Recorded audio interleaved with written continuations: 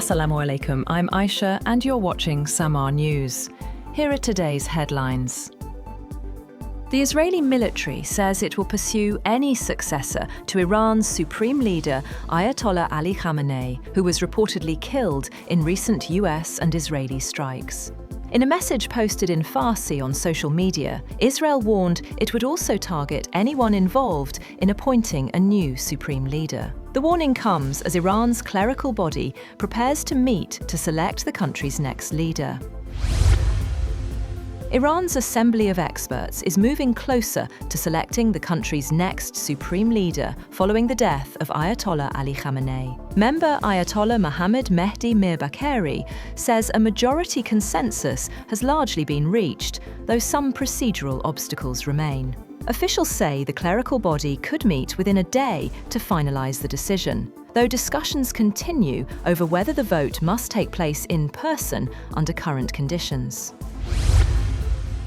US President Donald Trump says the United States does not need Britain's help to win the war with Iran, despite reports that London is considering sending 2 aircraft carriers to the Middle East. Trump said the British government was giving serious thought to the deployment, but insisted the US could achieve its objectives without additional support. The comments come amid growing tensions between Washington and London after Britain initially blocked the use of its bases for US strikes on Iran. Israeli warplanes target oil storage depots and refining facilities in Tehran, marking the first attacks on such infrastructure since the broader US-backed campaign against Iran began last week. Explosions were reported across the Iranian capital, escalating regional tensions. Iran condemned the strikes, including damage to a freshwater desalination plant on Keshem Island, warning that attacks on critical infrastructure could trigger retaliatory measures. The Islamic Revolutionary Guard Corps reported a missile strike on Israel's Haifa refinery in response. Switzerland's Defence Minister, Martin Pfister, says the US and Israeli attacks on Iran breach international law. In an interview, Pfister warned that the strikes raise serious legal concerns under the United Nations Charter. Legal experts say many countries may view the attacks as unjustified without UN authorization or clear grounds of self-defense.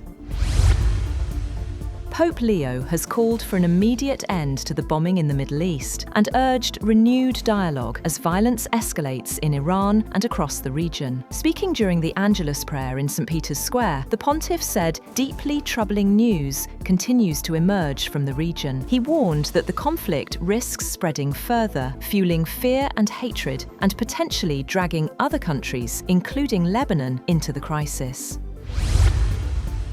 US President Donald Trump says he is not interested in negotiating with Iran, suggesting the war may only end once Tehran's military and leadership are destroyed.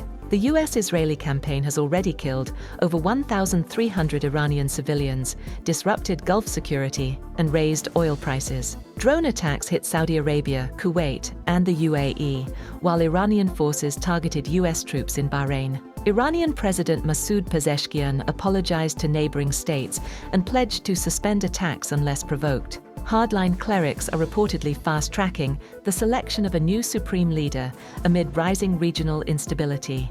Israel launched further strikes in Lebanon after Hezbollah attacks, pushing deaths there to around 300.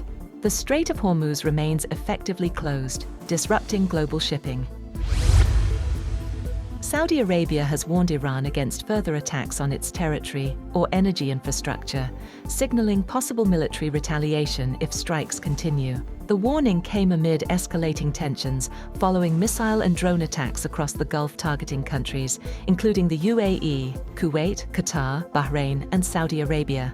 Saudi Foreign Minister Faisal bin Farhan Al Saud told Iranian counterpart Abbas Araghchi that while Riyadh favors diplomacy, continued attacks could prompt Saudi Arabia to permit US forces to use its bases and respond militarily.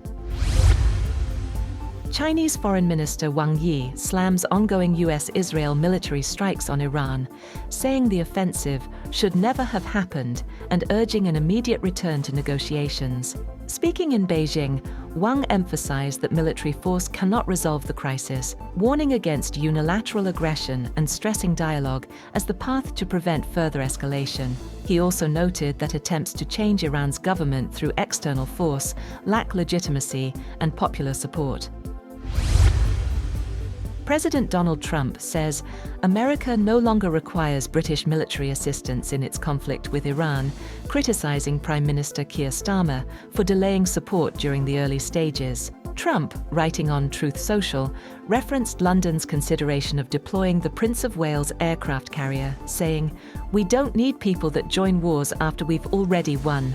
He suggested the US-UK alliance has been damaged under Starmer's leadership. Britain initially refused use of its bases for US offensive strikes on Iran, but later allowed defensive operations against Iranian missiles.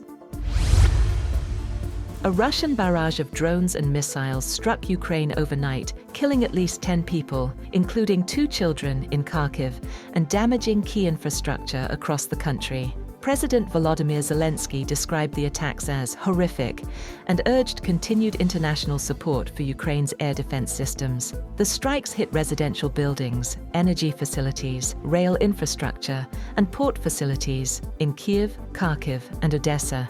Ukrainian air defense units intercepted 453 drones and 19 missiles, though some still damaged 22 sites. US Treasury Secretary Scott Bessent has said the United States could remove sanctions from more Russian oil a day after Washington issued a 30-day waiver allowing the sale of Russian crude currently stranded at sea to continue to India. Bessent told Fox Business's Kudlow program that the US may unsanction other Russian oil. He said there are hundreds of millions of sanctioned barrels of sanctioned crude on the water, and in essence, by unsanctioning them, Treasury can create supply.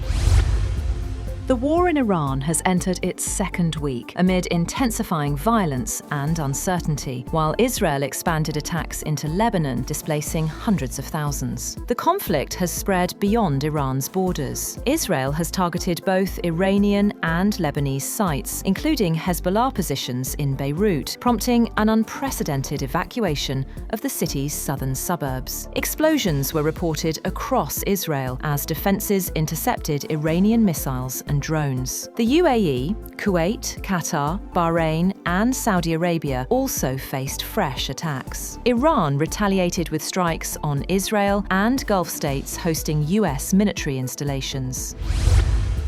That's all for now. For more updates, visit www.samaa.tv. Thank you for watching SAMAA News.